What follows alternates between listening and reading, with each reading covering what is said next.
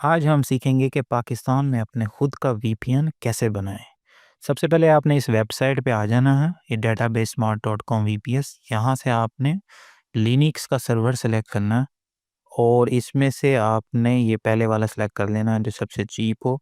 $2.99 का फिलहाल अभी ब्लैक फ्राइडे सेल में $2.99 का मिल रहा है। ये इसको आपने परचेज़ कर लेना है। यहाँ पर आपने इस सर्वर नेम लिखना है, यहाँ पे इसको लाज़मी याद रखना है, सर्वर पासवर्ड लिखना है और फिर आपने यहाँ से ऑपरेटिंग सिस्टम सेलेक्ट करना है। इसको ऑपरेटिंग सिस्टम को आपने डेबियन 11 सेलेक्ट करना है, ध्यान से सिर्फ इसको सेलेक्ट करना है और किसी को सेलेक्ट नहीं करना, डेबियन 11। उसके बाद आपने इसको मंथली साइकिल पे रखना है, ना इसको आपने एनुअली रखना है ना क्वार्टरली रखना है, इसको मंथली साइकिल पे रखना है और चेकआउट कर लेना है यहाँ से। $2.99 आप ये पे कर लें, इनवॉइस यहाँ से पे करने के बाद आपका सर्वर सेटअप हो जाएगा कुछ मिनटों में। जब आपका सर्वर सेटअप हो जाएगा तो आपके पास ये कॉन्फ़िगरेशंस आ जाएंगी कुछ इस तरीके की। इसमें 4 चीज़ इम्पोर्टेंट है, एक ये आईपी एड्रेस, एक ये पोर्ट, लॉगिन नेम और जो पासवर्ड जो आपने सेलेक्ट किया था। और ये ध्यान रखना है कि डेबियन 11 है। अगर आपने दूसरा बना लिया था तो आप कस्टमर सर्विस से कह के इसको डेबियन 11 करवा दें। उसके बाद आपने इसको लॉगिन करने के इस क्लाइंट को आपने सॉफ्टवेयर को डाउनलोड करना है और डाउनलोड करने के बाद आपने इसे इंस्टॉल कर लेना है अपने विंडोज़ कंप्यूटर पे। जब इंस्टॉल कर लेंगे कुछ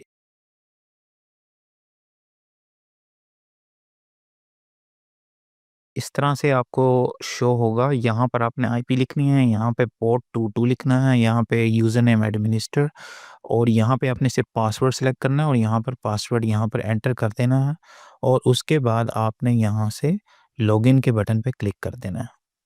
जब आप लॉगिन के बटन पे क्लिक करेंगे, एक्सेप्ट एंड सेव के बटन पे क्लिक कर दें।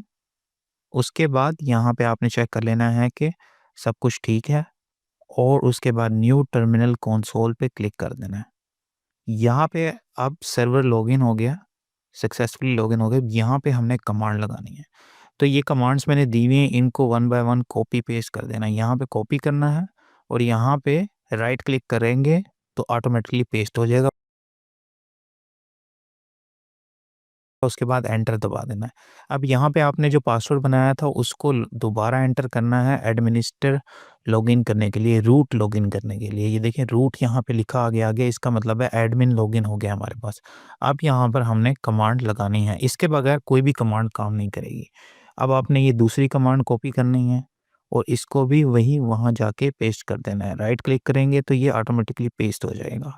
उसके बाद ये ऐसे हो गया। अब इसी तरह आपने तीसरी कमांड लिखनी है और उसको भी आपने कॉपी करना है और वहाँ जाके पेस्ट कर देना है। अब ये सॉफ्टवेयर इंस्टॉल हो गया। यहाँ पे आपने पोर्ट लिखना है 443, 51820 भी लिख सकते हैं लेकिन 443 ज़्यादा अच्छा है। इसको आपने लिख के एंटर कर देना। यहाँ पे अब आपने अपना क्लाइंट सेलेक्ट करना है, मतलब किस मोबाइल के लिए बना रही हैं, लैपटॉप के लिए बना रहे हैं। मोबाइल लिख दिया मैंने, कोई भी नाम लिख सकते हैं। उसके बाद यहाँ पे आपने डीएनएस लिखना है। आप गूगल का यूज़ कर सकते हैं, आप 11.1 यूज़ कर सकते हैं, कोई भी सिलेक्ट कर सकते हैं और यहाँ पे आपने एंटर किया तो ये इंस्टॉलेशन बिगन हो गई है। अभी इतनी सारी कमांडें चल रही हैं, इससे घबराना नहीं है, ये सिर्फ बैकग्राउंड चल रही है। इसके बाद आपके पास ये क्यूआर कोड जनरेट होके आ गया है। इसको ऊपर करें थोड़ा सा ताकि पूरा नज़र आए। अब मोबाइल की जो वायर गार्ड की ऐप है उससे आपने इसको स्कैन कर लेना तो ये ऑटोमेटिकली वहाँ पर इंस्टॉल हो जाएगा। और अगर आपने लैपटॉप के लिए करना है तो उसके लिए थोड़ा-सा तरीका है, वो मैं आपको बताता हूँ। यहाँ पे आपने लिख इस वाली जहाँ पे लिखा हुआ है ये रूट मोबाइल डॉट कॉन्फ़िगरेशन, ये वाली जो कमांड लिखी हुई है इसको राइट क्लिक करेंगे तो ऑटोमेटिकली कॉपी हो जाएगा। थोड़ा-सा इसको बैक करें, यहाँ पे लिखें NANO स्पेस डालें और राइट क्लिक करेंगे तो ये ऑटोमेटिकली पेस्ट हो जाएगा। उसके बाद इस पे एंटर दबा देना तो ये हमारे पास कुछ कॉन्फ़िगरेशन फ़ाइल आ गई है और इस कॉन्फ़िगरेशन फ़ाइल को आपने सेलेक्ट करना है, राइट क्लिक करेंगे ऑटोमेटिकली कॉपी हो जाएगा। अब आपने इसको क्रॉस कर देना है, इस सॉफ्टवेयर को बंद कर देना है। यहाँ से फिर आपने वायरगार्ड की एप्लीकेशन को जो है ओपन करना है। ओपन करने के बाद यहाँ पे आपने ऐड टनल पे क्लिक करना है और एक एम्प्टी टनल पे क्लिक करना है। यहाँ पर जो भी लिखा हुआ है इसको डिलीट कर दें। इसके बाद यहाँ पर पेस्ट पे क्लिक कर दें और यहाँ पे इस पे कोई नाम लिख दें, इस पे कोई लैपटॉप लिख दें, कोई भी नाम लिख दें।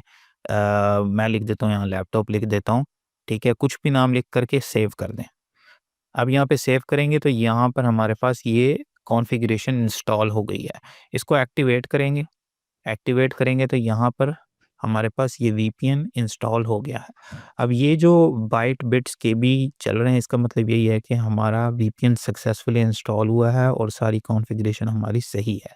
ठीक है ना? फ़िलहाल मैं इसको भी डीएक्टिवेट कर देता हूँ और आपको ये बताता हूँ कि अब अगर हमने एक डिवाइस के लिए बना लिया है, दूसरी डिवाइस के लिए कैसे बनाएँगे? दोबारा आपने न्यू टर्मिनल कंसोल पे आना है और फिर आपने इसको एडमिन लॉगिन करना है, ये वाली कमांड कॉपी करनी है और इसको यहाँ पर पेस्ट कर देना है और फिर यहाँ दोबारा अपना पासवर्ड जो है वो लिखना है। पासवर्ड लिखने के बाद ये रूट लॉगिन हो जाएगा। ये ध्यान रखना है कि हर कमांड को आपने रूट पे चलाना है। ठीक है, मैं यहाँ लिख देता हूँ must run command in root mode. Okay, ठीक है ना? वरना आपकी कोई भी कमांड काम नहीं करेगी, ये याद रखना। अच्छा, उसके बाद ये आपने ये दूसरी वाली कमांड को कॉपी करना है, इसको पेस्ट करना है। अब ये यहाँ पे हमारे पास ऑप्शन आ गया कि आपने new client add a new client का मतलब है कोई न्यू डिवाइस के लिए आप बना रहे हैं। तो लैपटॉप के लिए बना रहे हैं, मोबाइल के बना रहे हैं, अपने दोस्त के लिए बना रहे हैं। यहाँ पे उसका नाम लिख दें। नाम से आपको फ़ायदा ये होगा कि आपको फ़ाइल ईज़िली मिल जाएगी। यहाँ पे इसका डीएनएस सेलेक्ट कर लें, मैं इस दफ़ा ये वाला सेलेक्ट कर देता हूँ। ठीक है ना? इससे कोई फ़र्क नहीं पड़ता, गूगल का सेलेक्ट कर दें, इसका सेलेक्ट कर दें। अब यहाँ पर हमारे पास इसने क्यूआर कोड दे दिया है। अब मोबाइल से जो है वो इस क्यूआर कोड को आप स्कैन कर लें। इसकी जो अपनी ऐप है उसमें ऑप्शन होती है इम्पोर्ट की। इम्पोर्ट से आप इस क्यूआर कोड को स्कैन करेंगे तो वो ऑटोमेटिकली इंस्टॉल हो जाएगी। अगर आपने लैपटॉप के लिए करना है तो ये इस फ़ाइल को आप यहाँ पर कॉपी कर लें, इस कमांड को, और यहाँ पे लिखें NANO स्पेस डालें और राइट क्लिक करें। तो ये वाली कमांड जो है यहाँ पर पहुँच हो जाएगी। पेस्ट होने के बाद इस कमांड में से जो भी इंस्ट्रक्शंस आएँगी इसको आपने कॉपी कर लेना। सेलेक्ट करके राइट क्लिक करेंगे ऑटोमेटिकली कॉपी हो जाएगा। उसके बाद आपने दोबारा यहाँ पे आना है ऐड एम्प्टी टनल, फिर दोबारा से वही प्रोसीजर करना है और यहाँ पे जो भी नाम लिख दें, ठीक है ना? अब यहाँ पे देखें DNS 111 है और यहाँ पे मैं एक्टिवेट करता हूँ तो ये हमारे पास वीपीएन सक्सेसफुली प्रोफाइल इंस्टॉल हो गई है। हर डिवाइस के लिए, हर लैपटॉप के लिए अलहदा से प्रोफाइल बनानी है आपने, वरना आपका वीपीएन काम नहीं हुई है। तो यहाँ पे आप देखें कि यहाँ पे हमारे पास आईपी इंस्टॉल हो गई है और आईएसपी जो है इंस्टॉल है Kansas city, Missouri, United state. और उसके बाद हम इस अगर यहाँ पे हमारी आईपी लीक हो रही है, इसका मतलब हमने करेक्टली इंस्टॉल नहीं किया है। तो यहाँ पे हम चेक करते हैं, अगर यहाँ पर पाकिस्तान का कहीं भी नाम आता है, इसका मतलब है कि आपने सही इंस्ट्रक्शंस फॉलो नहीं किए हैं। तो यहाँ पे मैंने देख लिया है, यहाँ पे कोई भी पाकिस्तान का नाम और निशान नहीं है, यूनाइटेड स्टेट्स का नाम है। तो यहाँ पे हमने यूनाइटेड स्टेट्स के सक्सेसफुली वीपीएन बना लिया है, ठीक है ना? इस तरह से आप इसकी प्रोफ़ाइल बना सकते हैं और अप टू 10 प्रोफ़ाइल्स आप बना सकते हैं, तो आपको इंटरनेट इस्तेमाल करते वक़्त कोई मसला नहीं आएगा। अगर 10 से ज़्यादा इस्तेमाल करते हैं, तो मेबी इंटरनेट स्पीड स्लो हो जाए, लेकिन अप टू 10 इंस्टॉल करते हैं, तो कोई भी स्ट्रीमिंग करते हैं, कोई भी सर्विस यूज़ करते हैं, तो आपको कोई मसला नहीं आएगा।